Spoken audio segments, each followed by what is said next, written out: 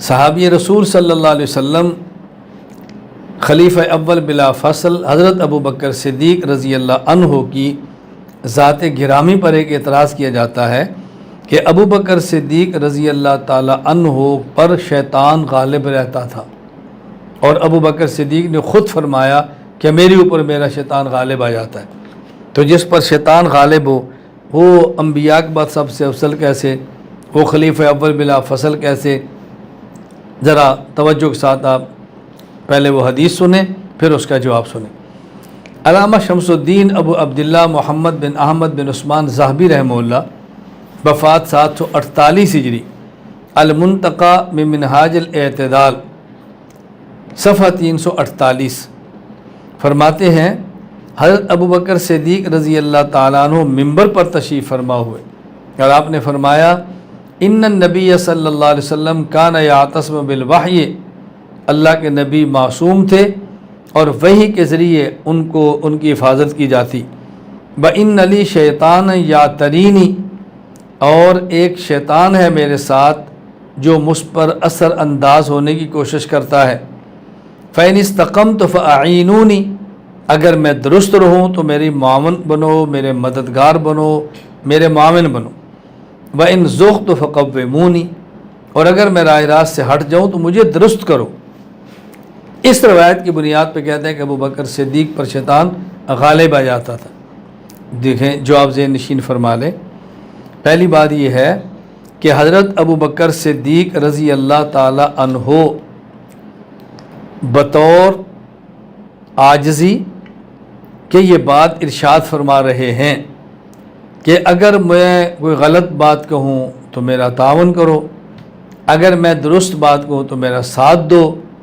کس طرح اپنی عاجزی، اپنی کمزوری اور اپنی بشری کمزوری اور ضعف کا اعتراف فرما رہے ہیں کہ میں معصوم نہیں ہوں، میں نبی نہیں ہوں، مجھ پر وحی نہیں آتی نہ آئے گی، تم لوگوں نے میری صلاح کرنی ہے، اگر میری غلطی دیکھو تو مجھے درست کر دینا۔ کس قدر آپ کے انبیاء کے بعد کامل البشر ہونے کی نشانی ہے۔ باقی یہ بات کہ ان پر شیطان غالب آتا ہے، یہ بالکل غلط بات ہے۔ حضرت ابو بکر صدیق رضی اللہ عنہ یہ نہیں فرما رہے کہ مجھ پر شیطان غالب آتا ہے، فرماتے ہیں میں بھی انسان ہوں، مجھے بھی شیطان وسوسے ڈالے گا، میرے ساتھ بھی شیطان حرکتیں کرے گا، مجھے بھی راہ راست سے ہٹانے کی کوشش کرے گا، تو تم میرا ساتھ دو تاکہ شیطان میرے اوپر اثر انداز نہ ہو۔ ہر انسان کے ساتھ یہ شیطان ہوتا ہے، جنات ہوتے ہیں جو غلط بات کی طرف لے جانے کی کوشش کرتے ہیں۔ اللہ کے نبی صلی اللہ علیہ وسلم کے ساتھ جن تھا، لیکن اللہ نے اس کو حضور کے تابع فرما دیا، مسلمان کیا۔ غیر نبی کے ساتھ ہوگا تو لوگوں کے تعاون کی ضرورت ہوگی۔ امام مسلم بن حجاج القشیری رحمہ اللہ، وفات 261 ہجری، صحیح مسلم حدیث نمبر 7108، رسول اللہ صلی اللہ علیہ وسلم نے فرمایا ما منکم من احد الا وقد وکل اللہ بہ قرینہ من الجن۔ رسول اللہ صلی اللہ علیہ وسلم فرمایا تم میں سے کوئی بھی ایک ایسا شخص نہیں ہے کہ جس کے ساتھ ایک جن نہ ہو۔ صحابہ نے پوچھا وَإِيَّاكَ یا رسول اللہ، آپ کے ساتھ بھی ہے؟ فرمایا وَإِيَّايَ، میرے ساتھ بھی ہے۔ إِلَّا أَنَّ اللَّهَ أَعَانَنِي عَلَيْهِ، لیکن اللہ تعالیٰ نے میری مدد فرمائی ہے اس کے خلاف۔ فَأَسْلَمَ، وہ مسلمان ہوا ہے۔ فَلَا يَأْمُرُنِي إِلَّا بِخَيْرٍ، جو جن میرے ساتھ ہے وہ خیر کی بات کرتا ہے، وہ شر کی بات نہیں کر سکتا۔ یہ تو پیغمبر کا اعجاز ہے، پیغمبر کا معجزہ ہے کہ پیغمبر پر جن یا شیطان اثر انداز ہرگز نہیں ہو سکتا۔ صدیق اکبر تو فرماتے ہیں میں تو نبی نہیں ہوں، مجھ پر تو وحی نہیں آتی، مجھ پر تو جن شیطان اثر انداز ہو سکتا ہے، تم میرا خیال کرنا۔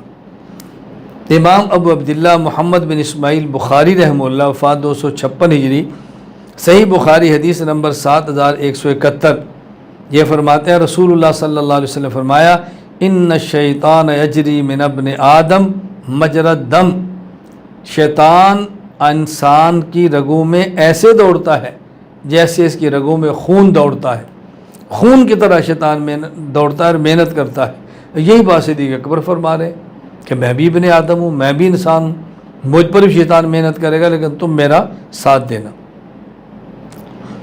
باقی یہ آپ کے علم میں ہونا چاہیے کہ اہل سنت والجماعت کا یہ عقیدہ ہے کہ پیغمبر معصوم ہے اور پیغمبر کے بعد صحابہ کرام محفوظ ہیں۔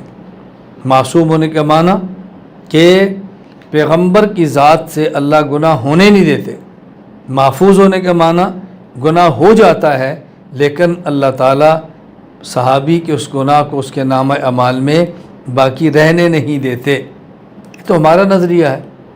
اور عجیب بات یہ ہے کہ روافض جو انبیاء کے بعد ائمہ کو معصوم مانتے ہیں، جو بات سیدنا صدیق اکبر رضی اللہ عنہ فرما رہے ہیں، یہ بات تو وہ اپنے ائمہ کے بارے میں نقل کر رہے ہیں۔ اب میں 2-4 حوالے پیش کر دیتا ہوں۔ ابو الحسن محمد بن حسین بن موسیٰ المعروف سید شریف رضی، وفات 436 ہجری، نہج البلاغہ، کہتے ہیں علی المرتضیٰ رضی اللہ عنہ فرمایا فلا تکفوا عن مقالۃ بحق او مشورۃ بعدل، تم حق بات کہنے یا انصاف پر مبنی مشورہ دینے سے باز نہ آؤ، یعنی حق بات کہتے رہو اور صحیح مشورہ دیتے رہو۔ فإنی لست فی نفسی بفوق ان اخطئ، کیونکہ میں خود کو خطا سے بالا تر نہیں سمجھتا، ولا آمن ذالک من فعلی، اور نہ میں اپنے عمل میں خطا سے خود کو محفوظ خیال کرتا ہوں۔ حضرت ابو بکر صدیق تو معصوم بھی نہیں ہے، ہم حضرت علی کو معصوم نہیں مانتے، روافض معصوم بھی مانتے ہیں اور اپنی کتاب اس کا اعتراف بھی کرتے ہیں کہ جو بات ابو بکر صدیق رضی اللہ عنہ فرمائی وہ بات علی بھی فرما رہے ہیں کہ میں بھی خطرہ محسوس کرتا ہوں۔ اسی طرح ابو الحسن محمد بن حسین بن موسیٰ المعروف سید شریف رضی، وفات 436 ہجری، نہج البلاغہ میں لکھتے ہیں حضرت علی رضی اللہ عنہ فرماتے، دعا مانگا کرتے اللہم اغفر لی ما تقربت بہ الیک بلسانی ثم خالفہ قلبی، اے اللہ میری اس بات کو معاف فرما جو میں نے زبان سے آپ کا قرب حاصل کرنے کے لیے کہی مگر میرا دل اس کے خلاف تھا۔ یہ شیعت کی کتاب کا حوالہ ہمارا نہیں ہے۔ اللہم اغفر لی رمزات الالحاظ، اے اللہ میری نگاہوں کے اشارے، وسقطات الالفاظ، میرے الفاظ کی لغزشیں، وشہوات الجنان، اور میرے دل کی خواہشات، وحفوات اللسان، اور میری زبان کی خطاؤں کو معاف فرما دے۔ تو جو بات ابو بکر صدیق رضی اللہ عنہ نے فرمائی ہے، اس سے بڑھ کے بات تو علی المرتضیٰ فرما رہے ہیں۔ علی المرتضیٰ رضی اللہ تعالیٰ عنہ کی شان میں ان الفاظ سے کمی نہیں آئی۔